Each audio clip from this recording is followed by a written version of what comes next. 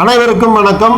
தமிழ்நாட்டில் ஒரே பரபரப்பு. நர்சிங் பயிற்சி மாணவிகளுடைய போராட்டம் தான் நேற்று வந்து திருச்சியில் பரபரப்பாக போயிட்டு இருந்துச்சு. இதில் அறநிலையத்துறை அமைச்சர் ரமேஷ் அவர்கள் வந்து நேரடியாக அந்த திருச்சியில் இருக்கக்கூடிய ராஜாஜி அரசு மருத்துவமனைக்கு நேரடியாக சென்று போராட்டம் நடத்தக்கூடிய மாணவிகளிடம் வந்து பேச்சுவார்த்தையெல்லாம் நடத்தினார். காவல்துறை கண்காணிப்பாளர்கள் எல்லாமே வந்து முன்னாடி இருந்து பேச்சுவார்த்தையெல்லாம் நடத்தினாங்க. இதில் வந்து தவறான சிகிச்சையினால் தான் அந்த மாணவி இறந்தார் அப்படிங்கிற குற்றச்சாட்டு வச்சு தான் அவங்க போராட்டத்திலே இறங்கினாங்கிற ஒரு விஷயம் இருக்குது. அது ஏன் அந்த மாணவிக்கு வந்து சுவாச கோளாறு இருப்பதனால, மூக்கில் வந்து சதை வளர்ச்சி இருப்பதனால் அதனால் இந்த ஆப்ரேஷன் செய்ய போனாங்க அப்படிங்கிற மாதிரி சொல்லப்படுது. ஆனால் சில மாணவிகள் சொல்லும்போது என்னங்கிறாங்கன்னா, வயிற்றில் வந்து கிழிச்சிருக்காங்க அப்படிங்கிற மாதிரி சொல்கிறாங்க. ஆப்ரேஷனுக்கு போகக்கூடிய மாணவி நல்லா வந்து சுயநினைவோடு நல்லா இருந்தாங்க, எந்த பிரச்சனையும் இல்லை அப்படிங்கிற மாதிரி சொன்னாங்க. ஆனால் அந்த மயக்க மருந்து ஊசி போடும்போது வந்து அதிக டோஸ் கொடுக்கப்பட்டதனால தான் இந்த மாணவி இறந்திருக்கிறார் அப்படிங்கிற ஒரு குற்றச்சாட்டையும் அந்த மாணவிகள் வந்து எல்லாமே வைக்கிறாங்க. அதே போல் வந்து பாலியல் வன்கொடுமை கோயமுத்தூர் சூழருகே உள்ள பல்லாபாளையத்தில் வந்து 10 வயது சிறுமி 2 காம கொடூர்களால் பாலியல் வன்கொடுமை செய்யப்பட்டு முகம் சிதைக்கப்பட்டு கொடூரமாக கொலை செய்யப்பட்டிருக்கிறார். கடந்த 3 நாட்களாக இது ஒரு பரபரப்பான செய்தியாக போயிட்டு இருக்கு. அந்த இடத்துல வந்து போராட்டங்கள் அப்படிங்கிறதும் அந்த குடும்பத்தின் தரப்புலையும் அவங்க உறவினர் மற்றும் பக்கத்தில் இருக்கக்கூடிய வீட்டுக்காரங்க எல்லாருமே வந்து போராட்ட களத்தில் இறங்கினாங்க.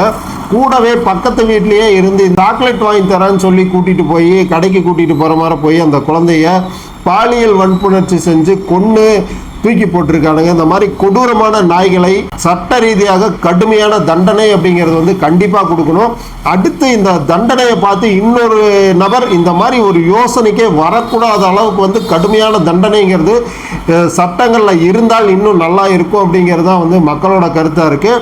இன்னொரு விஷயம் என்னென்னா, தமிழக அரசு மற்றும் விஜய் அவர்கள் வந்து இதுக்கான பதிலையும் கொடுத்துருக்கார். அதாவது இது வந்து மன்னிக்க முடியாத ஒரு குற்றம், இந்த குற்றத்தில் ஈடுபட்டவங்கள கண்டிப்பாக கடுமையான தண்டனை அப்படிங்கிறது வந்து அவங்களுக்கு கொடுக்கப்படுங்கிற மாதிரி சொல்லியிருக்காரு. குற்றம் பண்ணிட்டு அவனுக்கு வந்து 2 நாளாக அந்த பாதிக்கப்பட்ட சிறுமியின் பெற்றோர்கள் கூட வந்து தேடுற மாதிரி வந்து நாடகம் அப்படிங்கிறது எல்லாமே நடத்திக்கிட்டு இருந்திருக்காங்க. சந்தேகம் வராத அளவுக்கு மீண்டும் வந்து அவங்க மேலே சந்தேகம் வந்து சிசிடிவி ஃபுட்டேஜ் எல்லாமே ட்ராக் பண்ணி எடுத்ததில் தான் வந்து இவனுங்க சிக்கியிருக்கானுங்க. இதில் இவனுங்களோட அந்த மோகன்ராஜ் அப்படிங்கிறவனும் கார்த்தி அப்படிங்கிறவன் 2 பேருமே இருந்திருக்கானுங்க அப்படிங்கிறதும் வந்து நம்ம காவல்துறை தரப்பில் சொல்லப்பட்ட விஷயமா வந்திருக்கு. அதில் கார்த்திங்கிறவன் தான் வந்து முக்கிய குற்றவாளிங்கிற மாதிரியும் சொல்லியிருக்காங்க. அவன் வந்து காவல்துறை கிட்டேருந்து தப்பிச்சு ஓடும்போது ஒரு கையும் ஒரு காலும் வந்து உடைந்து மாவு கட்டுங்கிறதும் வந்து போடப்பட்டிருக்குது. அதனால சிகிச்சையும் பெற்றுட்ருக்காங்கிற மாதிரி சொல்கிறாங்க. இந்த மோகன்ராஜுங்கிறவன் வந்து இந்த கார்த்தியோட உடந்தையாக இருந்த ஒரு நபர் அப்படிங்கிற மாதிரி சொல்கிறாங்க. அவனுக்கும் தகவலானது தெரிஞ்சிருக்குதுங்கிறனால அவனையும் அரெஸ்ட் பண்ணியிருக்கிறதா வந்து சொல்கிறாங்க.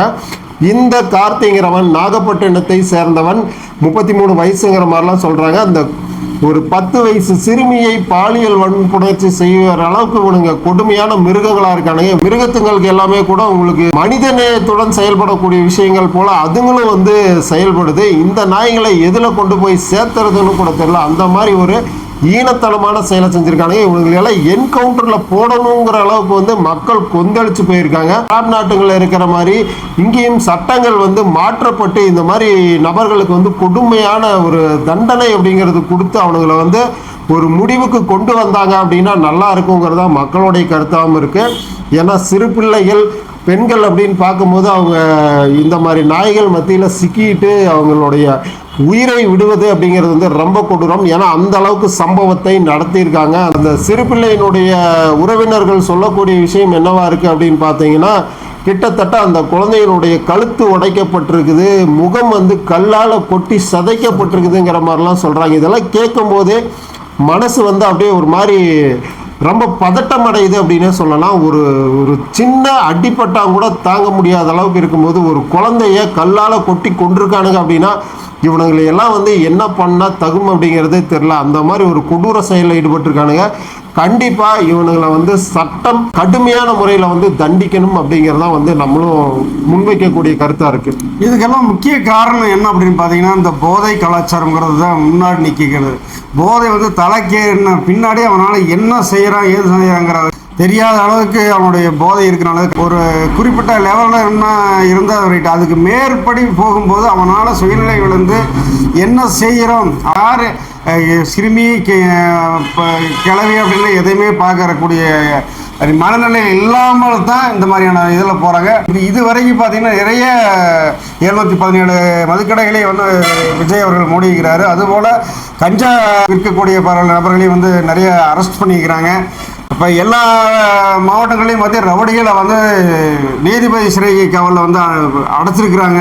ஆட்சியில் வந்து நிறைய மாற்றங்கள் அப்படிங்கிறது நிகழ்ந்திருக்குது. இது போன்ற செயல்களில் ஈடுபடுவோர் மீது கடுமையான தண்டனைகள் அப்படிங்கிறது வந்து கொடுக்கப்படுங்கிறது தொடர்ச்சியாக பார்க்குறோம். விஜய் அவர்களுடைய இந்த அரசாங்கம் வந்து நல்லா துரிதமாக செயல்படுதுங்கிறது பொதுமக்களுடைய கருத்தாக இருக்குது. இன்னும் பாலியல் குற்றங்கள், பெண்கள் மீது இந்த மாதிரியான வன்கொடுமை, அதே போல் இந்த போதை கலாச்சாரம், மீதமுள்ள மற்ற குற்றங்கள் அனைத்துமே இன்னும் வந்து ஒரு கட்டுக்குள்ளே கொண்டு வந்து மொத்தமாக இது அனைத்தும் ஒழிக்கப்படணும் அப்படிங்கிறதா மக்களோட கருத்தாகவும் இருக்கு. விஜய் அவர்கள் வந்து ஒரு 60 நாட்கள் வந்து இந்த பாலியல் வன்கொடுமைக்கான குற்றங்களை விசாரித்து உடனடியாக அவங்களுக்கு தீர்ப்பு வழங்க வேண்டும், அவங்களுக்கு தண்டனை வழங்க வேண்டும் அப்படின்னு நல்ல அறிக்கையை விட்டிருந்தாரு. அந்த வகையில் பார்த்தீங்கன்னா விளாத்திக்குளத்தில் ஒரு மாதத்துக்கு முன்பாக 17 வயது சிறுமி கொடூரமாக கற்பழிக்கப்பட்டு கொலை செய்யப்பட்டார். அவர்களுக்கு வந்து வரக்கூடிய 25ஆம் தேதி தீர்ப்பு வரக்கூடிய சூழ்நிலை இருக்குது. 60 நாளில் வந்து அந்த தீர்ப்பு வர்றது அப்படிங்கிறது மிகப்பெரிய ஒரு எதிர்பார்ப்பாக இருக்குது தமிழ்நாட்டில் அப்படிங்கிற நம்ம பார்க்கக்கூடிய விஷயமாக இருக்குது. பெண்களுக்கான பாதுகாப்பு வந்து நாங்கள் வந்தோம் அப்படின்னா செஞ்சு தருவோம் அப்படிங்கிற மாதிரி வந்து மிக முக்கியத்துவம் கொடுப்போங்கிற மாதிரிலாம் சொல்லி அதில் அந்த 3 முக்கிய கையெழுத்துக்களில் முதல் கையெழுத்துக்களில் விஜய் அவர்கள் போட்டிருந்தாரு.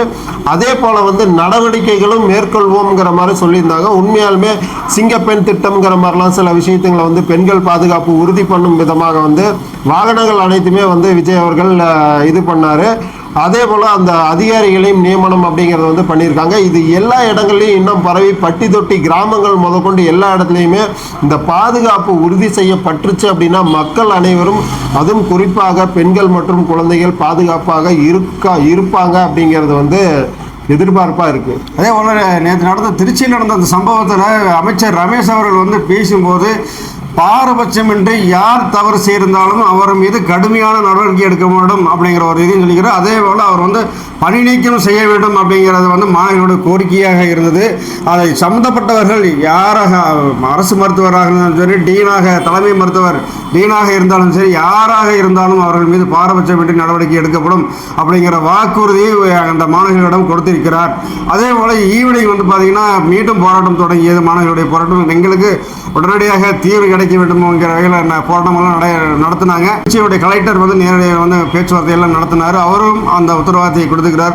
தவறு செய்தவர்கள் யாராக இருந்தாலும் அவர் மீது கடுமையான நடவடிக்கை எடுக்கப்படுங்கிற உத்தரவாதத்தை கொடுத்த பின்னாடி தான் மாணவிகள் கலந்து சென்றிருக்கிறார்கள். அதே போல் தமிழ்நாட்டில் வந்து இவ்வளோ காலமாக வந்து மின்தடை இல்லாத ஒரு பட்சத்தில் திடீர்னு வந்து மின் தடை ஏற்படுது அப்படின்னா திமுகவுடைய சொம்பூதிகள் இதுபோல் வேலைகளை, கருப்பாடுகள் சொல்லக்கூடிய சொம்பூதிகள் வந்து வேலைகளை செய்கிறார்களா அப்படிங்கிற இதை தான் வந்து நிர்மல்குமார் வந்து பட்டியல் தயார்படுகிற மாதிரி சொல்லியிருக்கிறாரு.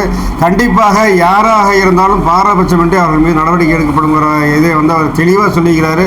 இதுக்கு முக்கிய காரணம் என்னன்னா, இப்போ இருக்கக்கூடிய காற்றாலை வந்து நல்ல ரன் ஆகிட்டு இருக்கக்கூடிய சூழ்நிலை, மின்தடை என்பது கண்டிப்பாக இருக்கக்கூடிய சூழ்நிலை கிடையாது.